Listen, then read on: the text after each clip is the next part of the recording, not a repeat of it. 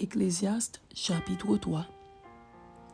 Il y a un temps pour tout, un temps pour toutes choses sous les cieux, un temps pour naître et un temps pour mourir, un temps pour planter et un temps pour arracher ce qui a été planté, un temps pour tuer et un temps pour guérir, un temps pour abattre et un temps pour bâtir, un temps pour pleurer et un temps pour rire, un temps pour se lamenter et un temps pour danser, un temps pour lancer des pierres et un temps pour ramasser des pierres, un temps pour embrasser et un temps pour s'éloigner des embrassements, un temps pour chercher et un temps pour perdre, un temps pour garder et un temps pour jeter, un temps pour déchirer et un temps pour coudre, un temps pour se taire et un temps pour parler, un temps pour aimer et un temps pour haïr, un temps pour la guerre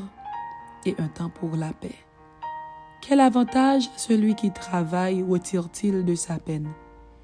J'ai vu à quelle occupation Dieu soumet les fils de l'homme. Il fait toutes choses bonnes en son temps. Même il a mis dans leur cœur la pensée de l'éternité, bien que l'homme ne puisse pas saisir l'œuvre que Dieu fait du commencement jusqu'à la fin. J'ai reconnu qu'il n'y a de bonheur pour eux qu'à se réjouir et à se donner du bien-être pendant leur vie. Mais que, si un homme mange et boit et jouit du bien-être au milieu de tout son travail, c'est là un don de Dieu. J'ai reconnu que tout ce que Dieu fait durera toujours, qu'il n'y a rien à ajouter et rien à en retrancher, et que Dieu agit ainsi afin qu'on le crée.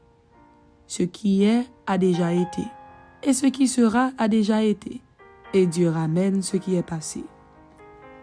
J'ai encore vu sous le soleil qu'au lieu établi pour juger, il y a de la méchanceté, et qu'au lieu établi pour la justice, il y a de la méchanceté.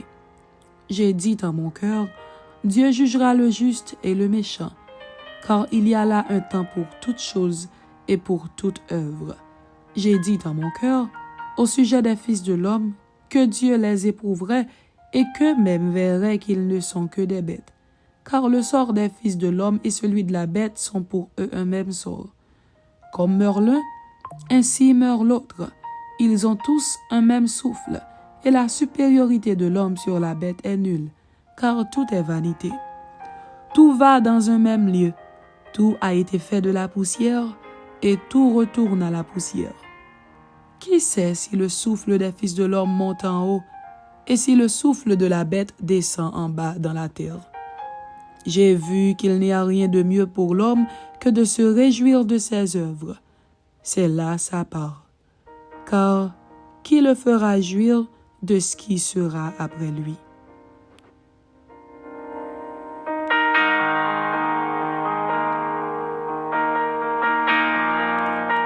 Ecclésiaste chapitre 4. J'ai considéré ensuite toutes les oppressions qui se commettent sous le soleil, et voici, les opprimés sont dans les larmes, et personne qui les console. Ils sont en butte à la violence de leurs oppresseurs, et personne qui les console. Et j'ai trouvé les morts qui sont déjà morts plus heureux que les vivants qui sont encore vivants, et plus heureux que les uns et les autres, celui qui n'a point encore existé et qui n'a pas vu les mauvaises actions qui se commettent sous le soleil. J'ai vu que tout travail et toute habileté dans le travail n'est que jalousie de l'homme à l'égard de son prochain. C'est encore là une vanité et la poursuite du vent. L'insensé se croise les mains et mange sa propre chair. Mieux vaut une main pleine avec repos que les deux mains pleines avec travail et poursuite du vent. J'ai considéré une autre vanité sous le soleil. Tel homme est seul et sans personne qui lui tienne de près. Il n'a ni fils ni frère, et pourtant son travail n'a point de fin, et ses yeux ne sont jamais rassasiés de richesse. Pour qui donc est-ce que je travaille et que je prive mon âme de jouissance? C'est encore là une vanité et une chose mauvaise. Deux valent mieux qu'un, parce qu'ils retirent un bon salaire de leur travail. Car s'il tombe, l'un relève son compagnon. Mais malheur à celui qui est seul et qui tombe, sans avoir un second pour le relever. De même, si deux couchent ensemble, ils auront chaud. Mais celui qui est seul, comment aura-t-il chaud? Et si quelqu'un est plus fort qu'un seul, les deux peuvent lui résister, et la corde à 3 fils ne seront pas facilement. Mieux vaut un enfant pauvre et sage qu'un roi vieux et insensé qui ne sait plus écouter les avis, car il peut sortir de prison pour régner et même être né pauvre dans son royaume. J'ai vu tous les vivants qui marchent sous le soleil entourer l'enfant qui devait succéder au roi et régner à sa place. Il n'y a point de fin à tout ce peuple, à tous ceux à la tête desquels il était. Et toutefois, ceux qui viendront après ne se réjouiront pas à son sujet, car c'est encore là une vanité et la poursuite du vent.